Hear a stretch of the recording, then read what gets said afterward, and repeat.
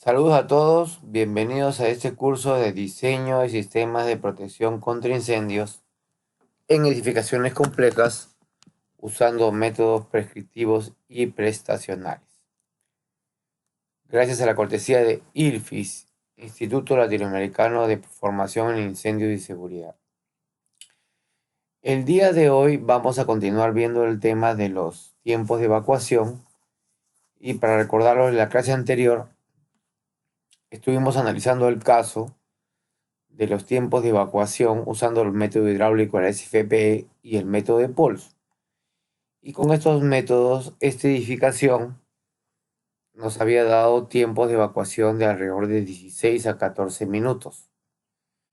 ¿Sí? En el caso más crítico de la escalera 2, 1000 personas atendidas, 16 minutos, y la escalera 11, 14 minutos. Hasta ahora no hemos estado viendo los gráficos, ni los planos, ni la ubicación. Estamos un poquito de manera teórica, de manera conceptual, analizando este tema de la evacuación. Pero en las próximas clases vamos a comenzar a ver ya la parte gráfica para que ustedes puedan tal vez regresar a escuchar estas lecciones y puedan comparar. Porque lógicamente acá les muestro las escaleras, pero geométricamente y geográficamente gráficamente no saben qué escaleras son, dónde están, cómo trabajan y todo esto. Eso lo estoy dejando para después. Bien, eh, hoy día vamos a hablar de las limitaciones del cálculo del tiempo de evacuación con los métodos algebraicos. Entonces, entre las limitaciones principales que tiene este método de cálculo, el primero de ellos y el más importante, bueno, no el más importante, pero uno de los más importantes, es que hemos asumido que el promedio ponderado del número de ocupantes entre el número de salidas define la salida que utilizan los ocupantes. Esto quiere decir que al ser un promedio perfecto, se aplica de manera tal que el número de ocupantes que ocupa un piso escogen las escaleras únicamente de manera algebraica, basados en que el número total de ocupantes se divide proporcionalmente al número de salidas. Es un método muy simplificado. Es decir, si yo tengo 1000 ocupantes en una edificación con 3 salidas, no puedo asumir así de fácil que 333 de ellos van a escoger una salida en específico. ¿Sí? Entonces este supuesto también tiene otras limitaciones, ¿no? Por ejemplo, no toma en cuenta la distancia de viaje del evacuante y cómo éste influye en sus decisiones. No toma en cuenta la mayor tendencia que tienen los ocupantes a siempre escoger o tratar de escoger la salida por la que entraron, o escoger como salida la puerta por la que entraron. Y es porque es la puerta o salida por la cual se sienten más seguros, ¿no? Entonces, si ellos pueden estar más cerca a una salida que les correspondería por distancia, que esté debidamente señalizada, pero como no la conocen, la desconocen, pueden tener el miedo de que esa salida no sea segura, o que esté bloqueada, o que esté con un candado, con llave. Entonces, normalmente uno confía en lo que ya sabe que está con 100% de seguridad activo, ¿no? Que es la entrada. Ahora, ese modelo tampoco toma en cuenta el punto de origen del fuego o la propagación del fuego que podría haber afectado una de las salidas o podría afectar la decisión de los ocupantes en función del humo, de los gases tóxicos, de la visibilidad, etc. Tampoco toman en cuenta esas variables que hemos visto en las clases anteriores. Es decir, el ocupante únicamente está siendo tratado de manera hidráulica, sin tomar en consideración aspectos relacionados con el problema del fuego. Otra cuestión que no se toma en cuenta es la posibilidad de tener, por efectos del fuego, salidas bloqueadas. Es decir, en ese modelo todas las salidas están activas, no se han bloqueado. Tampoco se toma en cuenta qué interacción tienen los demás ocupantes entre ellos mismos. Es decir, por ejemplo, mi interacción para evacuar de un lugar va a depender también de la interacción de los demás. Si todos los demás ocupantes usan la misma salida, por ejemplo, la entrada, se van a formar largas colas y congestiones en esa salida. Entonces, muchos ocupantes pueden tomar un cambio de decisión sobre la salida a tomar. El comportamiento humano también es variable. Hay personas que prefieren esperar para salir por donde confían que van a salir y otras que son más arriesgadas o más eh,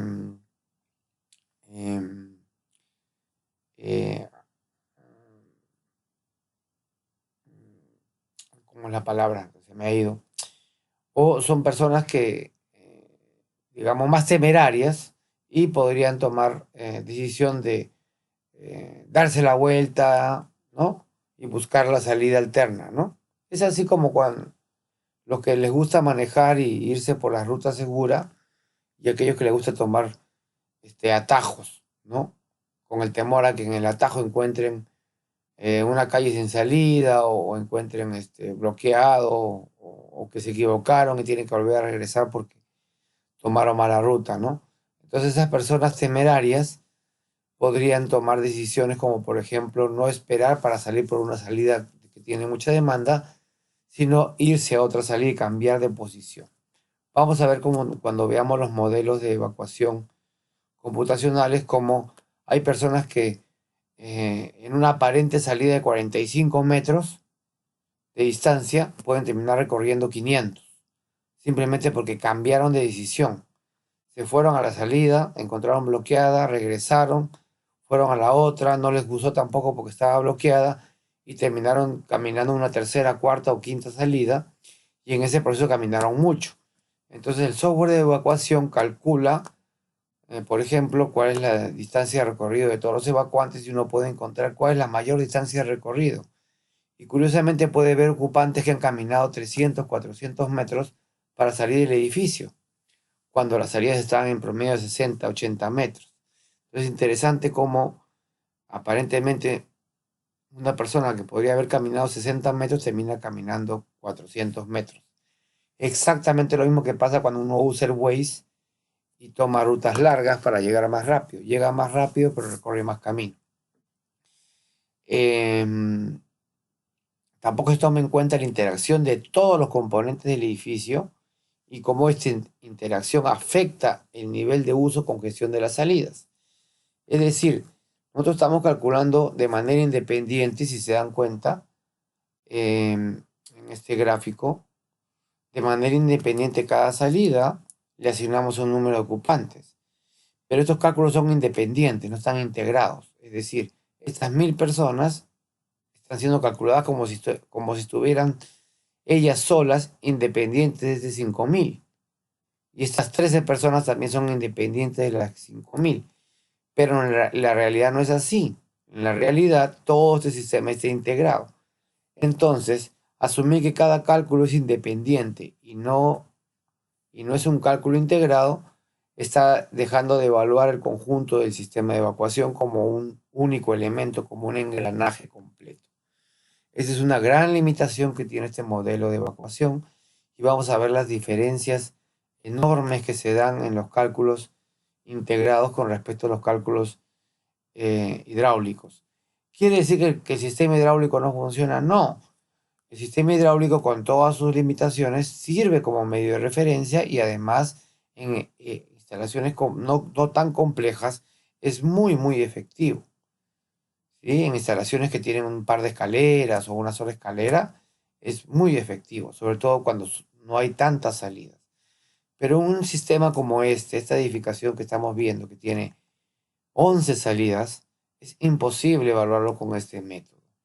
No obstante, para efectos de enseñanza, yo les he dejado, lo he hecho para este proyecto, pero únicamente para saber qué tan limitado puede ser.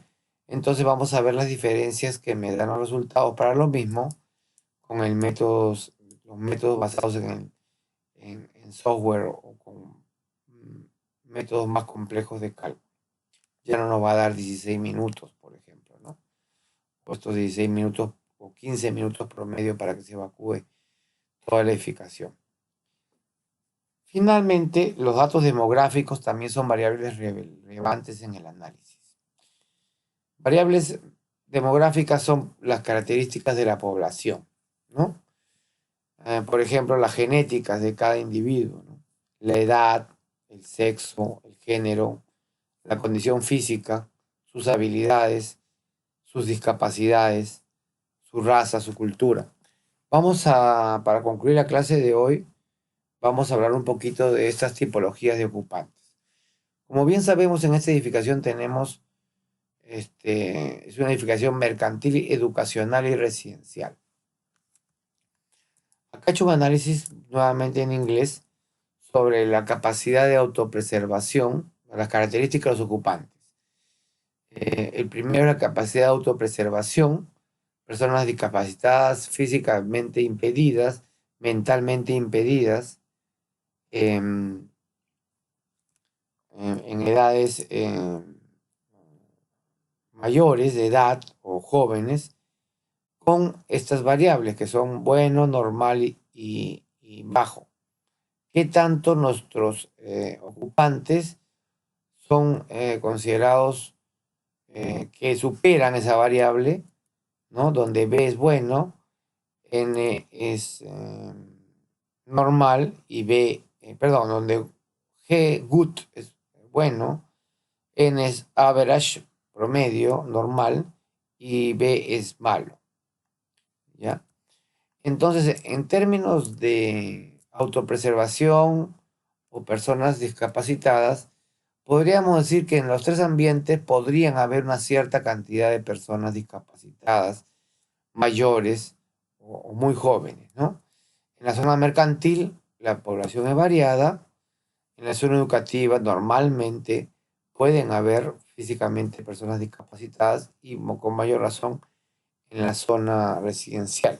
Entonces podríamos decir que normalmente se puede encontrar en la distribución de ocupantes que usan el edificio personas con ciertas discapacidades, en sillas de ruedas, bebés, niños, personas muy mayores, etcétera, etcétera, etcétera. En cuanto a la población, respecto a esto, ¿qué tan distribuidas están las instalaciones y si está bien balanceadas las salidas? En este aspecto, me parece que las tres partes de mi edificación tienen un buen balanceo, un mal balanceo de sus variables de población. La población está muy concentrada en una sola área, que es los primeros pisos del centro comercial. Y en la parte superior de la edificación hay pocas personas, que es la zona de vivienda. Entonces el balanceo es malo. Casi la mayoría de los ocupantes están en la zona mercantil y educacional. Y en la zona residencial muy pocos ocupantes. ¿Sí? Si regresamos a las tablas donde estaba mostrando la cantidad de ocupantes, se podía ver que había muchísimos ocupantes en los primeros pisos y muy pocos ocupantes abajo. Entonces, en ese aspecto, no había una muy buena distribución de ocupantes en esta edificación. Lo mismo sucede con las densidades. Las densidades en la zona mercantil y educacional son muy altas, o sea, en ese sentido son malas, y las densidades en la parte residencial eran buenas. Con respecto a la familiaridad de las personas con respecto a la edificación, ¿qué tanto la conocen? Obviamente la parte mercantil son gente, salvo los que venden en las tiendas, los ocupantes no conocen las edificaciones y no están familiarizados con ellas. Entonces son malos para poder identificar el espacio donde se encuentran las salidas de emergencia. La zona educativa se puede considerar normal porque son gente que normalmente va a estudiar todos los días, pero siempre hay nuevos estudiantes. Y en cambio la zona residencial es una zona muy buena donde la mayoría de ocupantes es familiar está familiarizado con el edificio, salvo las visitas. Con respecto al nivel de alerta, que es otra palabra importante, el nivel de alerta de la zona mercantil y educacional siempre es bueno, porque son personas que normalmente están despiertas, con sus 4 sentidos o 5 sentidos. No sé, bueno, 4 sentidos. En cambio, en la zona residencial hay momentos en que el nivel de alerta es muy bajo. Por ejemplo, a medianoche, una evacuación nocturna, o personas que pueden dormir hasta tarde. La afiliación social. El comportamiento en una emergencia también es influenciado si uno está solo o en grupo. Algunas veces el grupo contribuye a un nivel de respuesta menor con respecto al fuego, porque vamos a ver unos videos, la afiliación social puede influenciar en que uno dude porque se siente más seguro al estar con un grupo. Y esa afiliación social se va a dar, va a ser buena en la zona residencial, donde todos se conocen, familias se conocen entre ellos y vecinos también. En la zona educativa también, pero en menor medida, es más normal, pero en la zona mercantil es muy mala, porque normalmente entre todos no se conocen, no hay ese nivel de familiaridad.